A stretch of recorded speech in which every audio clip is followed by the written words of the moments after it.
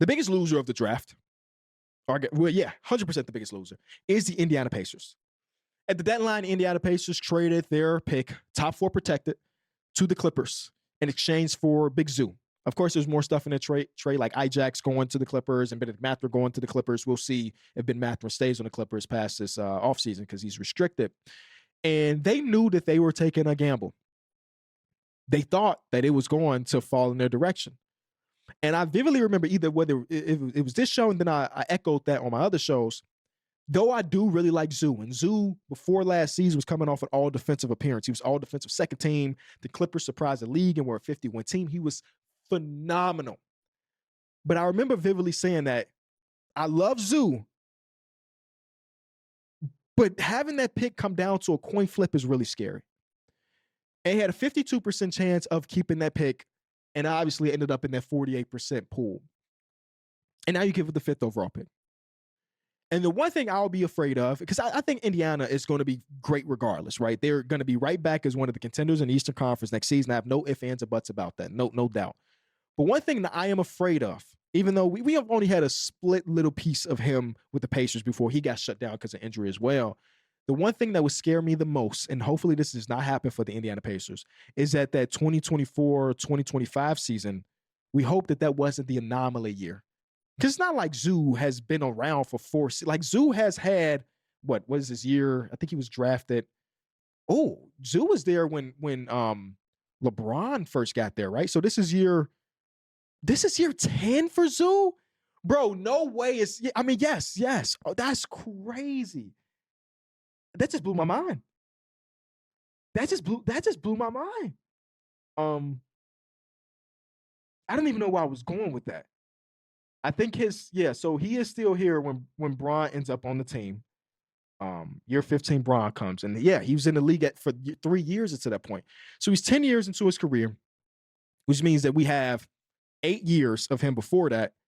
And I think there is a world where his 2024-2025 season is the best year of his career.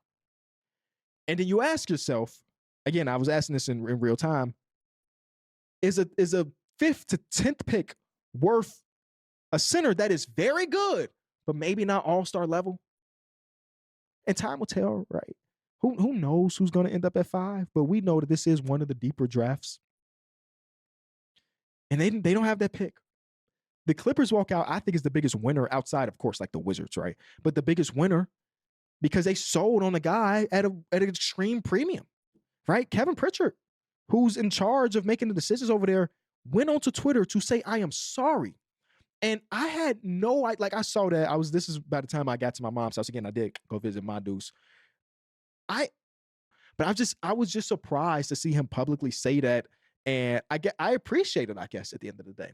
How many people, because he also is not saying that he made a mistake. You know what I mean? I think those things can be in the same thing. But how many people can say that their front office is candid enough with their audience to say, yeah, we made a mistake? Again, well, he's not even saying we made a mistake. We made a risky move and it didn't pan out, and I apologize. Because in the world where they have, I don't know, Halliburton, Peterson, I guess Neesmith, Siakam, and Zoo, my goodness, that team is going to run the East. It's not the case. So biggest loser.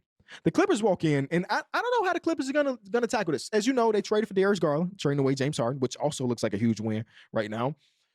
I don't know if they'd be a team that would try to draft for fit outside of like best player available. Y'all know this is a guard-heavy portion of the draft. You know, the top 4 have 3 wing/bigs, and then after that it's like Keaton Wagler, Michael Brown, Kingston Flemings, and it's just a bunch of guards. Darius Acuff, even Braden Burris, just a ton of guards. And I wonder if they would just say, we don't really mind having Acuff or Flemings here with Darius Garland, even if the fit is not right. If we believe those are the best guys available, are we going that route? Or would they go the route of like, I don't know, Keaton Wagler was kind of a combo. Yeah, I guess that's a possibility as well. But they got a lot of options. The Brooklyn Nets dropped 3 spots. That's tough. They have 5 first-round picks in a draft that was widely considered the worst draft in recent history. And though a few of those 5 first-round picks are decent enough to be excited about.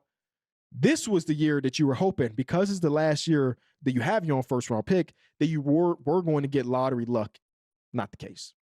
You can also draft a stud at 6, but man, again, those first 4 guys feel like can't miss prospects. Nobody really is. One of those guys may not hit at all, but it felt like a can't miss opportunity. And they're in a spot where they're going to have to take one of them guards. I don't think that's a bad thing necessarily, even though 4 out of the players they drafted last season were guards. But they dropped. And all season long, when I saw the Brooklyn Nets, they were like, hey, we good. We're going to get some luck. We finally going to get some luck. And that didn't happen. The Sacramento Kings dropped 2 spots. I have nothing to say to Kings fans, man. Talk about the most depleted fan base in all of basketball. They have all of the players in the NBA that nobody wants.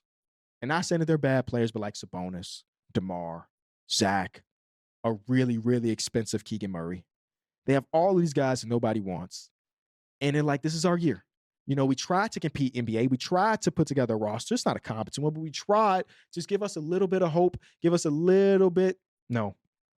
They drop all the way to 7. And I don't know. I just feel bad for the fans. Again, this is one of those things where people are like, oh, so-and-so team don't deserve this because of this. Man, I'm thinking about the fans before I think about what the hell the ownership has done. Ownership has been bad, but the fans have been electric. And I hope that they still end up with one of the top guys, because I feel bad. And I'm not acting like the Bulls are in a much better place as far as the organization goes. But damn it, at least we got the luck. They didn't. Hit subscribe for more news, highlights, and analysis from the NBA on NBC.